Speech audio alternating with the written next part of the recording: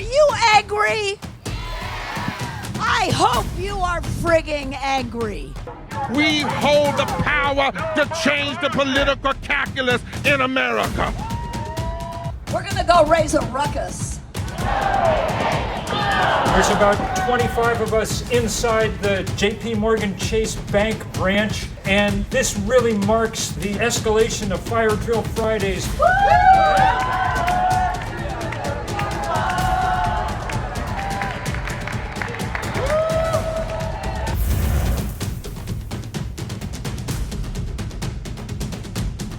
I'm a marine biologist, I'm a policy nerd, but I'm also a Black person living in the United States of America. Do you feel that this moment that we're experiencing is different? The planet is warming up. There is a real climate emergency on top of massive social change. I don't know that anyone's ever seen this moment before. We must be in solidarity. See you next time.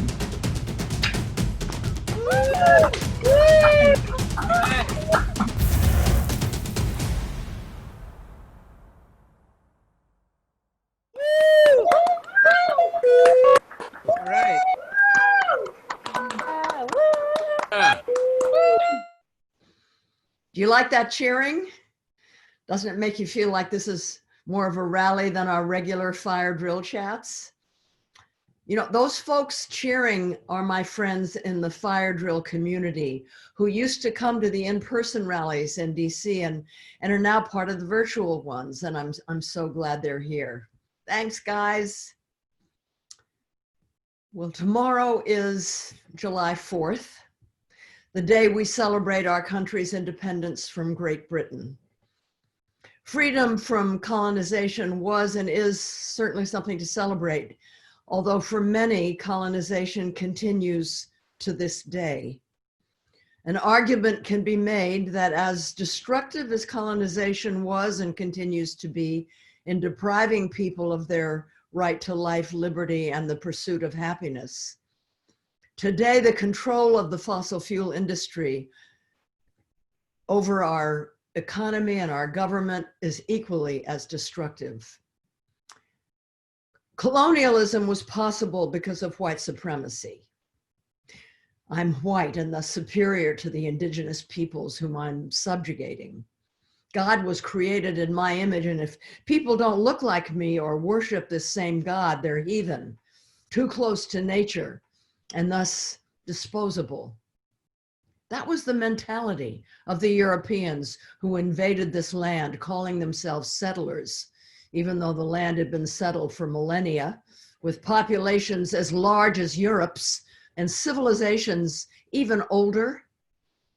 The invaders uprooted those people or killed them by violent assault and also infections with diseases to which they had no immunity, like smallpox and other epidemics, wiped out close to 90% of indigenous America, 90%. The intruders cut down vast forests, so dense that squirrels could travel in the treetops from the East Coast to the Mississippi River without ever touching the ground. Nature, they felt, these people, they felt it only matters if it can be conquered and monetized. And because they needed labor to monetize the lands that were now cleared of trees to build a new economy with cotton and rice, the Europeans decided to kidnap African peoples who also had their own civilizations and social structures, but who would be disoriented in the new country and less able to organize resistance. The Europeans dehumanized both the indigenous and African people to justify what they were doing in the name of their European God, created in their own image and enforced obedience and enslavement. Later, when they fought for their own freedom against their kings, they claimed they did so in the name of democracy. The same mentality that could label a whole people non-human back then, today thinks it's okay to demand that humans work to the breaking point with little compensation, assistance, or recourse just as long as they contribute to the gross domestic product, that it's okay to allow meatpacking plants filled with people of color and to expose those workers to a lethal virus with no protection, that it's okay to imprison untold numbers of people of color on charges white people would never be jailed for in order to disenfranchise them and to deliberately disrupt Black communities, as John Ehrlichman, Nixon's national domestic policy chief, admitted was the goal of the war on drugs in the 1970s. It's the same mentality that sees nature as something to exploit, to conquer and control, rather than honor, that scorns those who believe nature has miracles to teach us, to heal us, to save us. The mentality that knew as early as the 1960s that the carbon emissions they burned were heating up the environment, causing life-threatening damage, and proceeded to drill and burn anyway. But the inconvenient truth, and it's not simply a state of consciousness, but is based in science. The truth is that we are all, regardless of skin color, one race, one species of animal known as Homo sapiens, and we are all interdependent with all living things, including other animal species and plant forms. This is true on the deepest molecular level. White supremacy denies this is true, which is one reason why white supremacists hate science, because science proves it's true. But white supremacy isn't just a worldview held by individuals. It is the guiding, even if sometimes subconscious, paradigm infecting most of our neoliberal institutions. This is why racism is structural, a pathology woven through our economy, politics, and culture. Criminal justice is just one part of the problem. Because of structural racism, people of color have been prevented from accumulating wealth, owning a home, getting a mortgage, accessing fresh food and clean water, affording health care, or living without fear of violence. There was a sliver of time right after the Civil War, during Reconstruction, when the federal government passed laws that opened up opportunities for Black Americans, and they used it well. They opened schools, were elected to office, including the US Senate. They started businesses and were so successful that white Southerners got scared by the signs of Black excellence, eventually forcing the government to abandon the laws, torturing and lynching the African-American people in record numbers. And the burning down of the Black Wall Street in Tulsa, Oklahoma, which we celebrated the anniversary of last week, this was perhaps the most brazen, murderous example of what happened. It's immensely moving to me that today African Americans welcome European Americans to join them in nonviolent acts of protest, given the reality of what they've endured at our hands. And I'm in awe that in just about every part of this country, Indigenous people are still fighting to save the natural world, putting their bodies on the line to stop oil and gas pipelines and uranium mines, and trying to teach the rest of us why such a system spells doom for all of us. So let us today, all of the upwards of often 500,000 of you who watch Fire Drill Fridays, let us commit to freeing ourselves, our country, and all its institutions from white supremacy, the enabler of climate destruction. And let us all work to truly understand why the two are inseparable. Let's fix the criminal justice system, but not stop there. Let's show the cynics that at this cruel, complex convergence of multiple crises, this existential crossroads that we're at right now, that we're going to band together across race and sex, class, abilities, and age, and do all we can and go all the way to simultaneously ending the humanity-denying era of fossil fuel extraction and the white supremacy and patriarchy that enables it, one and all, once and for all. Today, I'm so honored to have three guests who can help us delve into these issues: Winona LaDuke, Maurice Mitchell, and Hop Hopkins. I'm going to start by introducing Winona LaDuke, an Ojibwe woman who probably needs no introduction. She is a rural development economist and author working on issues of Indigenous economics, food, and energy policy. She co-founded Honor the Earth with the Indigo Girls as a platform to raise awareness of and money for Indigenous struggles for environmental justice. Globally and nationally, Winona is known as a leader in the issues of cultural-based sustainable development strategies, renewable energy, and sustainable food systems. She's one of the leaders in the work of protecting Indigenous plants and heritage foods from patenting and genetic engineering.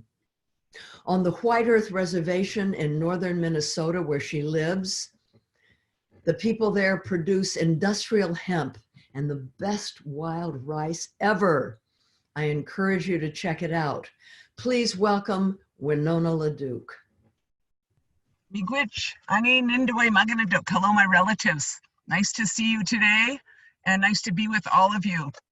You know, a long time ago in Wayne, my father used to talk about a time when you couldn't get food in the store. That's what he used to talk about. Another elder in my community used to talk about the time when water will be more expensive than oil. At the time that they said those things, I didn't really understand what they meant, but we are living in that time. We're living in that time and that moment. And in our prophecies as Anishinaabe people, this is called the time of the seventh fire. And we're told as Anishinaabe people, we will have a choice between two paths. One path, they say, is well-worn, but it is scorched. The other path, they say, is not well-worn, and it is green. And it is our choice upon which path to embark. Now, I'm pretty sure that's not just for the Anishinaabe people. I'm pretty sure that's all of us. We're at this moment in time where there's this intersection. You know, Arundhati Roy, an Indian writer, refers to pandemic as portal. Pandemic as portal. Because every time there has been a pandemic in the history of the world, it has forced us to change our ways and to change what we are doing. And that is certainly this moment in time. We have decreased our fossil fuel consumption. We have changed our habits entirely. And in the midst of that, there is massive social transformation and transformation in the fossil fuel industry. Minus $37 a barrel for the price of oil as a result of the Saudi and Russian price wars. So today, and we are seeing all across the board, we are seeing that idols are falling, fallen idols, and heads are rolling as statues of Confederate leaders, of, you know, I'm waiting for Kit Carson, but certainly Christopher Columbus are falling. It is a time of massive social transformation, and it is time for us to be brave and courageous in this transformation because this world needs us. And so I am privileged to work on my own reservation in northern Minnesota.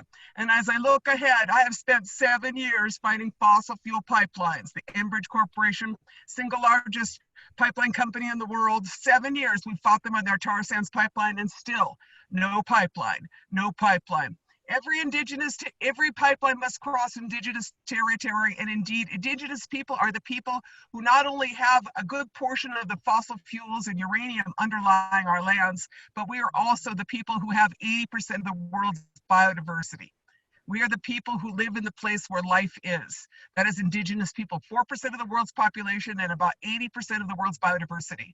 So if we are going to save life, we must all work together. We must all work together, and that is our privilege at this moment in time, to be those who are chosen to be here, to be the ones who are here and are able to make this transition. So in our work in our community, we see what is going on out there, and we have waited for others to save us and come up with good ideas, but we have seen that they have none. And as you look out there, you see the same thing I do. Size matters. It turns out that big globalized food systems and big globalized energy systems don't work. They collapse because they are fragile. They do not have any sustainability in them. And so for our communities, as we watch whether it is how quickly the coronavirus has moved from China, which produces so many goods for our country, everything that would be essential, pretty much, most of it comes from China, to our food systems that are now collapsing. industrial food systems, that they plow under millions of acres and kill all of those animals. We know that it is time for this new path, the green path. Now, what work we do in our community, I call it the new green revolution. And I say that because that green revolution they had the last time was a really bad idea. It came to us out of Minnesota, and it laid to waste subsistence agriculture that had fed people for thousands of years. Consolidated food systems in the hand of corporations and added a whole bunch of fossil fuels to our food. I mean, the average meal travels 1,400 miles from farmer to table, and everything in it has fossil fuels. Now is the time to disengage and to untangle ourselves from fossil fuels. And so in all of our communities, in many of our indigenous communities and across this country, people are moving to things like solar. Because why wouldn't you want to put something up now that you could predict the price of energy into the future? That would be solar. People are putting up wind energy, renewable energy, particularly, Indian reservations. You think of the Standing Rock Reservation in North Dakota, the center of this land, and the first commercial solar project in that state of North Dakota was on the Standing Rock Reservation, a direct result of the social movement out of the DAPL pipeline, the Dakota Access Pipeline. We're grateful for all of that support, but let us keep nurturing it, because what we need is an economy that is not predicated on the use of so much fossil fuels. That means relocalization. That means efficiency. That means renewable energy. That means local food systems. And you know what else that means? That means things like, it's called the solutionary rail. I'm sitting here in Livingston, Montana, and there used to be a train that ran through here that made sense. All across this country, we used to have train systems as the backbone of this country, but every place else in the world has electric trains. We have a train system that would be an embarrassment to Bulgaria. Why wouldn't you want that kind of train system? Let's make a train system that is so efficient that it moves things that are needed to be moved. And let's power that on renewable energy. That's the possibilities we have in the future, if we have the vision and the commitment to do that. In my own community, I work on hemp. I like to proudly say that I'm a cannabis grower. I can't grow anything that has THC in it, but what I'll tell you is that this is the new green revolution, hemp. Why is that? Because it is said that about 70 or 80 years ago, we had a choice between two economies. One was a hydrocarbon economy, and the other was a carbohydrate economy. A hydrocarbon economy or a carbohydrate economy. The words are so close. But the fact is that we made the bad choice, or the oil companies made the choice of moving into the fossil fuel, the hydrocarbon economy. Anything you do with fossil fuels, you can do with hemp. A lot of stuff you probably don't want to do, though. Let's just be real. And so what we need to do is to rebuild a system so that we could do things like grow our next economy. So the word canvas comes from cannabis. The word canvas comes from cannabis. Imagine the transformation in a textile economy, which is now largely offshore to China, if we redid all of those things here. All of those things that you can do, whether it's oil or whether it's food, all of that can also come from hemp. And Minnesota, my home state, had 11 hemp mills in it. So our work now is in building a tribal hemp economy, because tribes have a land base upon which hemp can be part of that economy and cannabis can be part of that economy. We have this opportunity which we must take, and that is the opportunity that everything is shifting around us. The whole world is shifting, and in that moment, we must do as Arundhati Roy says, we must walk through that portal into that next world, and we must bring our communities with us and build that future that we can all live with, that is based on local foods, on honor and respect for the natural world, honor and respect for our relatives, whether they have wings or fins or roots or paws or hands, and make that future that all of us can live in as promised by our ancestors in the time of the seventh fire. Miigwech, thank you for your time.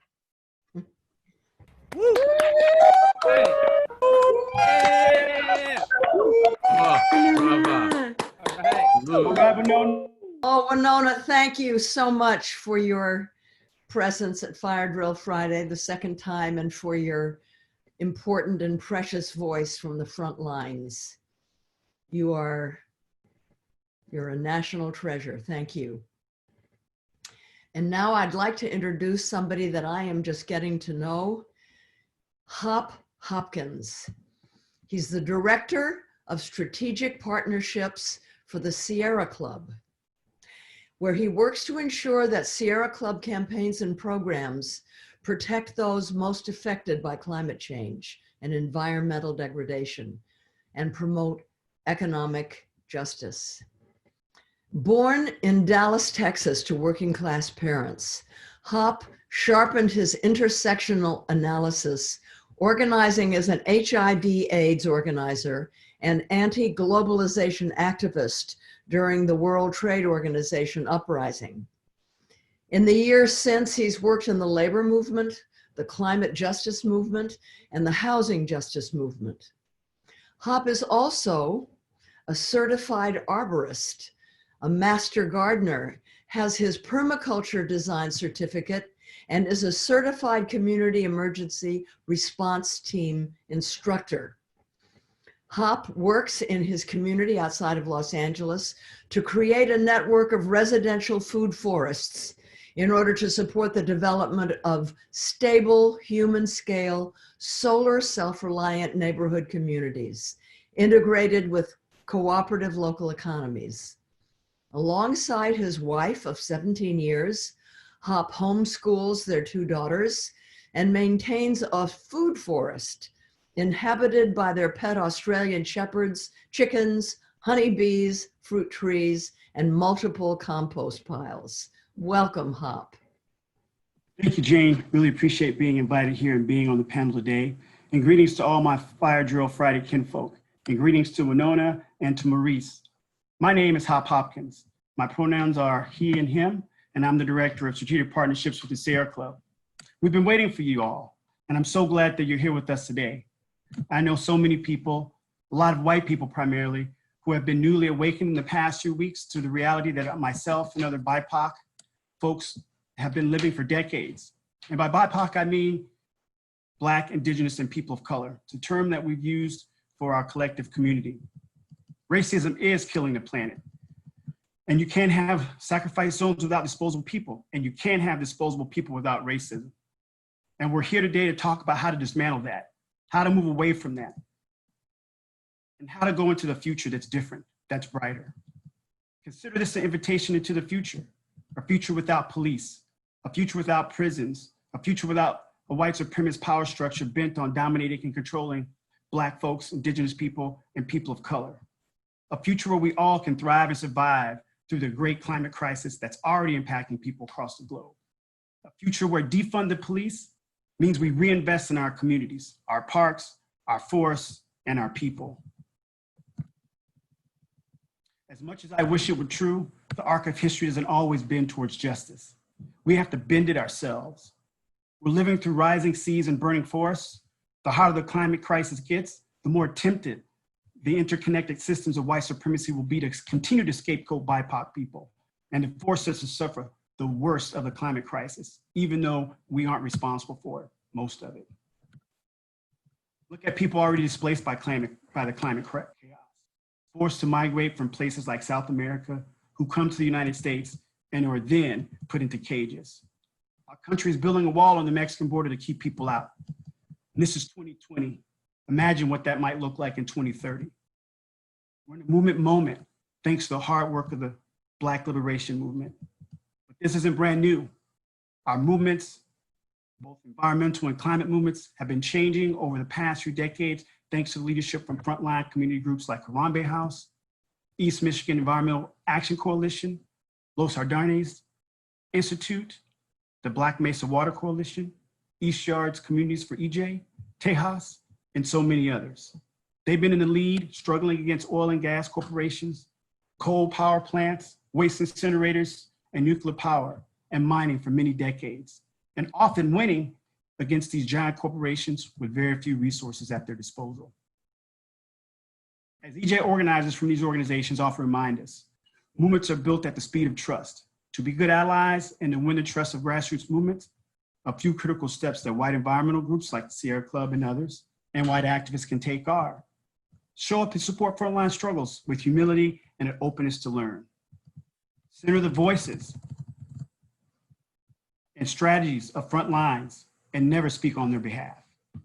Deepen our understanding of how climate action, policy, deeper understanding of how climate action and policy needs to center racial and economic justice, for example, how eliminating the disproportionate burdens of pollution, poverty, and police violence need to be at the core of our policies that advance renewable energy and phase out dirty energy infrastructure.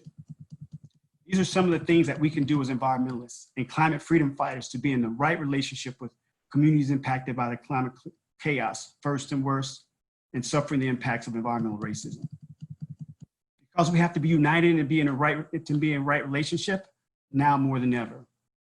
I know everyone on this call wants to know, how can we keep the momentum building around the movement for Black lives? I want to talk to you about what you can do and what we need to do to keep the momentum going. Because we know from history, there's a backlash coming. For every bit of progress that BIPOC communities have made in this moment, there's a strong state-sponsored effort to roll it back. I don't know exactly what this is yet, but from experience, I do know it's coming. And we need to work together to withstand it. We need to work together to stop it. Whether it's the next version of the border wall or the growing eco-fascist and white supremacist movements, our challenge and our task is to keep our own energy up and not to let ourselves get sidetracked or depressed. Especially, this is important for my BIPOC folks here on this call. And for the white folks on this call, keep the same energy you have for protests and murals and rallies, for the conversations with your family around your kitchen table, for conversations with your coworkers. All of that matters. That is the work of this moment. Use this moment to demand things our communities have been asking for, things that our communities have been fighting for decades. In hundreds of cities, in hundreds of city councils across the nation, activists are fighting to reimagine their city budgets, for a Green New Deal, and to reclaim our public resources from policing that doesn't really make us any safer. The movement is asking us to follow Black leadership into the future. Together, we're going to reverse the effects of climate change. We're going to build healthy communities. We're going to stop racism from killing our planet. We're going to reject the status quo of militarized police violence. We're going to not only save ourselves, but we're going to save the entire planet. The only way we can do that is together. We're fighting for our collective liberation. And to all of y'all, I say, let's follow the leadership of the Movement for Black Lives if you want to survive the climate crisis. Thank you all for being here. Ashe, thank you.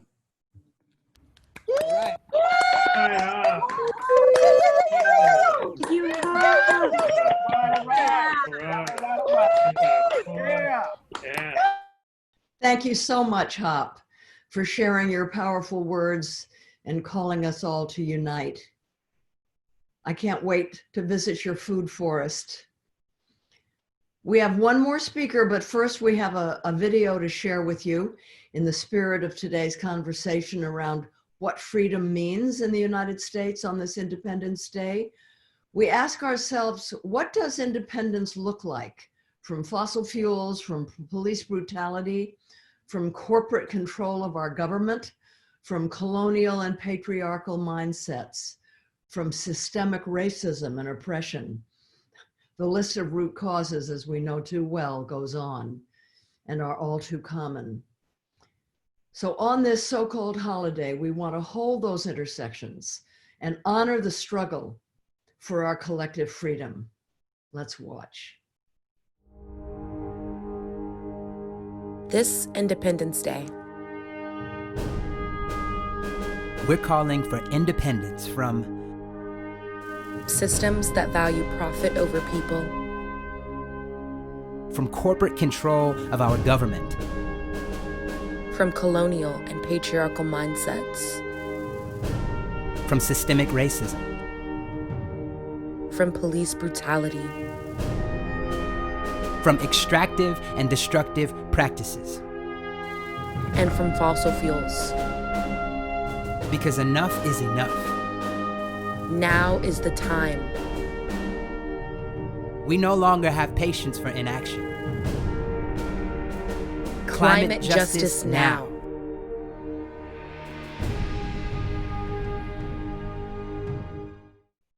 Maurice Mitchell is a nationally recognized social movement strategist, a visionary leader in the movement for Black lives, and a community organizer for racial, social, and economic justice. Born and raised in New York to Caribbean working class parents, Maurice began organizing as a teenager and never stopped. As a high school student, Maurice served as a student leader for the Long Island Student Coalition for Peace and Justice. At Howard University, after a classmate was killed by police officers, Maurice led organizing efforts against police brutality and for divestment from private prisons. Maurice went on to work as an organizer for the Long Island Progressive Coalition, downstate organizing director for Citizen Action of New York, and director of the New York State Civic Engagement Table. Two tragedies changed the course of Maurice's life. In 2012, Hurricane Sandy destroyed Maurice's house in Long Beach, New York, and left him living in hotels for months. 18 months later, after Mike Brown was killed by police in Missouri, Maurice relocated to Ferguson to support organizations on the ground. Seeing the need for an anchor organization to provide strategic support and guidance to Movement for Black Lives, Maurice co-founded and managed Blackbird. He was a key organizer of the Movement for Black Lives Convention in Cleveland in 2015. And in 2018, Maurice took the helm of the Working Families Party as national director, where he's applying his passion and experience to making Working Families Party the political home for a multiracial working class movement. Welcome, Maurice. Thank you, Jane. So grateful to be with you and honored to join my comrades, Hop and Winona. My name is Maurice Mitchell. I'm the National Director of the Working Families Party. I'm a father, a Black person, a movement leader, and I'm also a climate refugee. Nearly 8 years ago, in October of 2012, Hurricane Sandy ripped through my home in Long Island, destroying my family home. My parents and I lost everything, but we were still lucky. We didn't have socks or underwear, but we had couches to sleep on at my brother's apartment in the city. And we had working phones with Wi-Fi. Both my parents are immigrants, but their status was intact. And we knew that there were options available to us that were impossible for others. I didn't move on so much as I moved with it. This anger and loss is now a part of my story. Eventually, I moved out of the state to help local organizers and activists jumpstart the movement for Black lives. To overcome the trauma, I threw myself into my work and the years went on. But that trauma came all rushing back to me vividly last year as I watched record flooding in my family's homeland of Trinidad and Tobago. Massive rainfall forced towns to evacuate and homes were submerged or wrecked by massive mudslides. I remember scrolling through Twitter and seeing photo after photo of Trinidadians completely flooded out of their homes. Trinidad and Tobago is more than 2,000 miles away, but the devastation was the same. Whole communities were destroyed with little to nothing salvageable. Black and brown folks, low-income folks, people who can't afford to storm-proof their homes or elevate their homes get hit first, and we get hit hardest. But at the end of the day, the storm comes for everyone, just like it came for everyone on Long Island and across much of the East Coast. Now, make no mistake, climate change is coming for all of us, and it's coming fast. In fact, it has already taken some of us. We now know a great deal about what a warming planet will look like. Rising seas, longer wildfire seasons, famine, drought, and even more frequent hurricanes like the one that upended my life 8 years ago. Those are terrifying thoughts, but whenever I'm tempted to give into despair, I remember the resilience of my parents when their whole world was literally washed away. I remember what I did when I was left with clothes on my back. I remember the fortitude and ingenuity reflected in the videos and reports of people wading through water in Trinidad, processing loss, but rising to the occasion. And most of all, I remember this basic truth. The problems created by human beings and institutions can be solved by human beings and human institutions. There's only one way to survive this climate crisis, and it's by building a multiracial, cross-class movement to fight the political, economic, and social systems that created the crisis in the first place. We've seen what this multiracial cross-class movement could look like in action. National organizations like the Movement for Black Lives have teamed up with other Black-led organizations all around the country to drive millions into the streets to protest the unjust killings of Black people by police. You may be asking yourself why I'm mentioning police violence and white supremacy in a climate speech. Just as police violence is a man-made problem, so too are the institutional barriers that prevent us from tackling climate. Calls to defund police and invest in our communities are also calls for funding safe, sustainable, and affordable housing and infrastructure. Our calls to reimagine public safety are not just about keeping us safe from police and other bad actors. It's a call to reimagine what sustainable, environmentally friendly neighborhoods can look like. When we talk about public safety, we're talking about all of these things, reimagining our society and keeping us safe from all of the threats, from policing to the climate crisis. The countdown is real. Whether it's 11 years or less, we have an increasingly finite window to unite hundreds of millions of Americans across considerable differences in a generational project of greening the earth for the good of the many and not the few. Fortunately, there is a real strategic and immediate way we can fight this. There is a world-saving legislation that is building up from the grassroots, a true Green New Deal within our reach.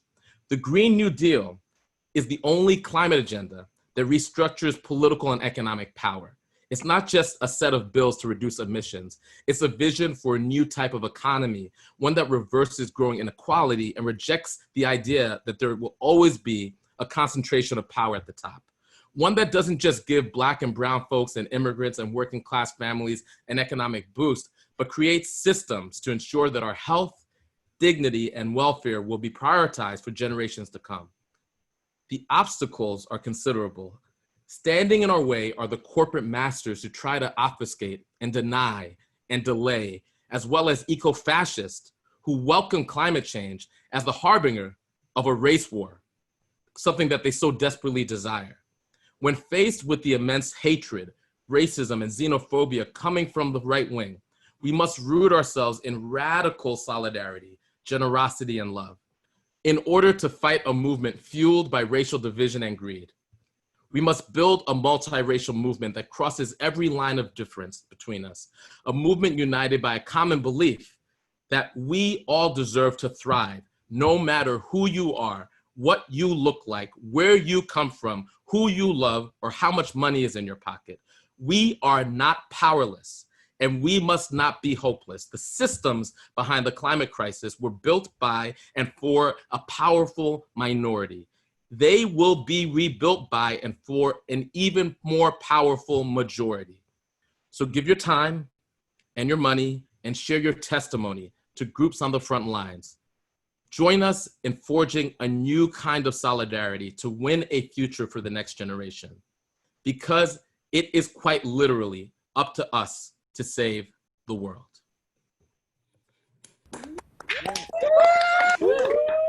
Yeah. Thank you, Maurice. So we're nearly done today. God, thank you so much, Hop and Maurice and Winona, for your tremendous and powerful insights and perspectives, and for the critical work that you do. And thank you to all of you at home for being with us today. And if you haven't already, please text Jane to 877-877. It's a quick and easy way for you to get updates and to be alerted when we have opportunities for you to take action from home. Now, finally, Fire Drill Fridays and Greenpeace are launching a truly massive electoral organizing program to ensure we elect climate champions up and down the ballot. We need your help. We're building some very large volunteer voter contact teams to identify climate voters within critical races all throughout the country. And then later we need your help texting them to make sure they actually turn out and vote. And for those of you brave enough who don't mind making phone calls, we need you to reach out to voters across the country and have persuasive conversations with them. I know some of you must be really good at that. In addition, We're following the science when it comes to get out the vote practices. And postcard writing to undecided voters has been shown to make a significant difference if done the right way. So we're recruiting for that as well. Also, Greenpeace and Fire Drill Fridays has a team of dedicated Latinx and constituency organizers who'll be working around the clock to ensure we engage and turn out Latinx voters in November. Important research from Yale University has shown that Latinx people are the demographic that cares the most about climate change. And that's true not just in this country, but all around the world. So we need them to vote. So if you're a Spanish speaker, please sign up to help us with that. And all this can be done from the comfort of your home. So please head to firedrillfridays.com/volunteer and sign up so our organizers can reach out to you and get you plugged in. Boy, do I hope you join us. It's really important. We can make such a difference. Stay safe and healthy out there. Take good care of each other, and I'll see you next time. All right. No, peace. Yeah. All right. Fire Drill. Thank you for joining us. Thank you so much for tuning in for Fire Drill Friday. Thank you for being part of this community. Thank you so much. Thank you for being a part of this community and continuing to fight for climate justice. We couldn't do this without you. We couldn't do this without you. Stay tuned for more information on the next virtual Fire Drill Friday. Thanks for joining us. We'll see each other soon. And see you soon for another virtual Fire Drill Friday.